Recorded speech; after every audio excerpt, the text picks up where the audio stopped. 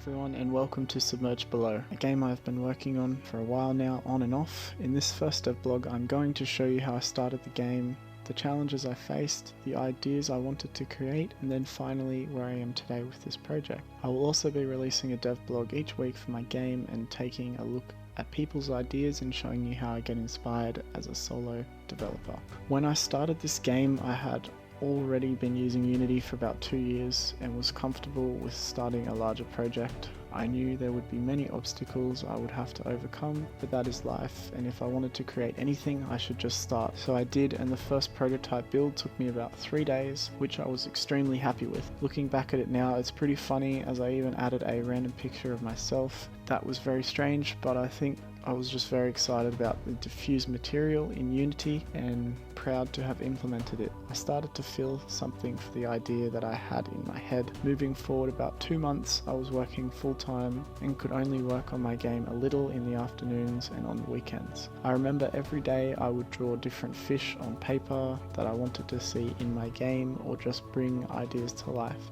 Quickly, I wasn't happy with the art, I couldn't figure out my style, and I had over 10 fish at one stage in the first week of me getting back into the flow, without each one being unique apart from the art, but I couldn't feel any life coming from any of them except maybe 2. But I still hadn't even started on AI, and that was super overwhelming as I knew for each fish I would have to complete the art, AI pathfinding, layering, rigging, and animating. They would need to have a bite animation, idle, and charge, so I quickly made the mistake of not doing one at a time, and everything was a big mess, so I had a large break. 6 months had passed. I would still every day think about my game and open the project and look at how amazing it was, which motivated me to rethink about how I could continue, how I should continue, and how I needed some sort of organization. So at the time I used Asana, which was very helpful and got me back on track. I wanted the environment to look more lush, so I added some seaweed and was using Perspective Cam, which I was exploring a lot at the time. I spent 3 days trying to have the player exit the submarine and be able to swim around with oxygen and explore caves. I was very pleased with what I had at the time. More time went past and I would draw every night and watch documentaries on the deep ocean and would try to get ideas which would fuel more drawings and motivation. I started working on a mining laser that I could use to kill fish. I wanted them to drop meat and scales as they explode with some blood particles that I created. Now, a large goal I wanted to complete was a mothership. The idea I had for Submerged Below was that you were sent out to populate the planet as Earth was falling apart, but the planet's readings were incorrect and the land was no longer above the water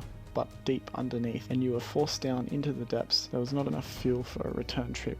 Here is the ship I created at the time. It was great for me as I was doing every job by myself. I even added an elevator with up and down buttons to get to other levels. This was very exciting for my first open world exploration game, and yes, I knew I wanted the ship to be large, and I can show you an image I created in Photoshop. I manipulated images off Google, mixed with my own art to create inspiration and an idea, as it's very hard to start creating anything without any direction, especially something so large. I spent days on the ship and was just going in circles as I was way too overwhelmed again. But one thing about me is I never give up on my dreams, especially a game that I'm so inspired to make since I was 10 years old. Game design back then was so difficult with GameMaker 1.0, but now it's easy and I'm going to complete it. Today my game is moving up as I am reading everyday articles on games that have inspired me with their art styles and layouts,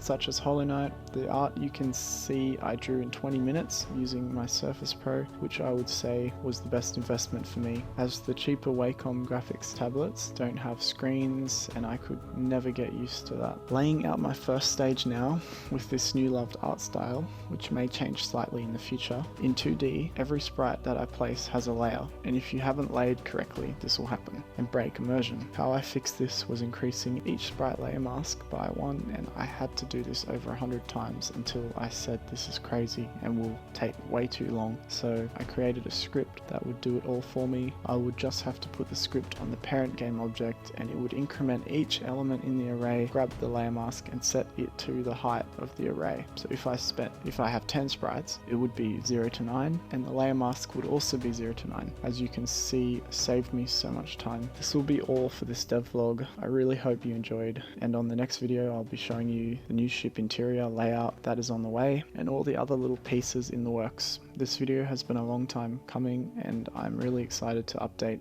everyone each week. If you did enjoy this, it would be greatly appreciated if you would subscribe and leave a like if you like. Thank you.